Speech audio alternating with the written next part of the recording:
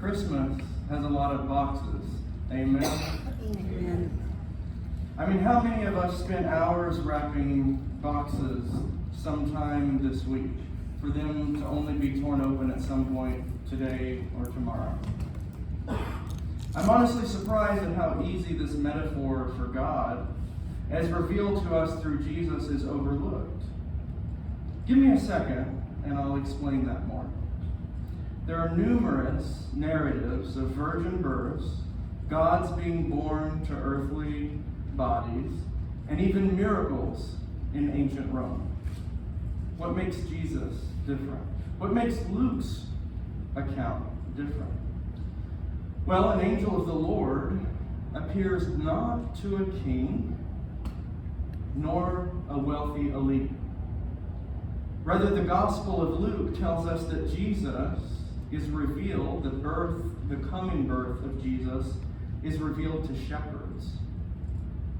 That God on earth is going to be born not in a place of royal status, but in a manger.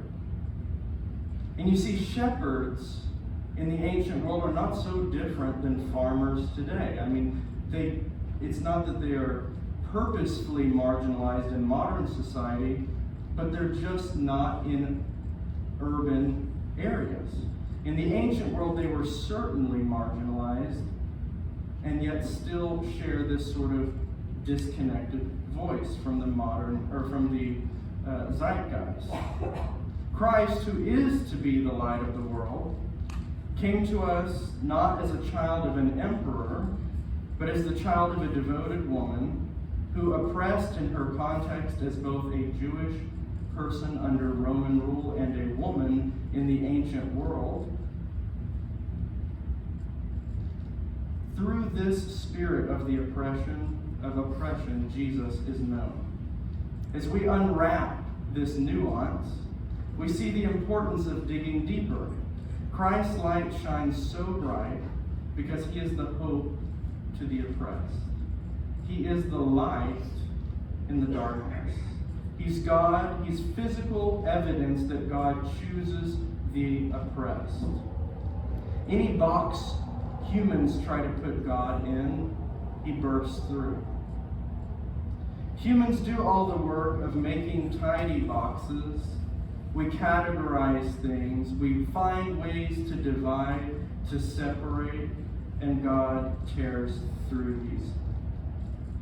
As Henry Nouwen says, while optimism makes us live as if someday soon things will get better for us, hope frees us from the need to predict the future and allows us to be present, with deep trust that God will never leave us alone.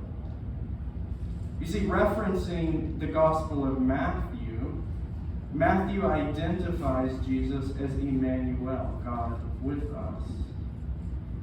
Today's Gospel reading, today's commemoration in the church is a day of rejoicing. It's a commemoration of the fact that no matter how many boxes we set up, no matter how deep and how thick we wrap that gift, God will burst through that and show us the light, show us the gift of an inclusive and loving God. Let us live today in that promise, rejoicing in the hope that Christ's birth gives us, a hope that gives us the ability to be present with our family, with our church family, and with a God that came to Mary and didn't say, hey, you have to be this social class. You have to be that. You have to check that box. Instead, let's rejoice in the fact that our God chooses those that we cast aside.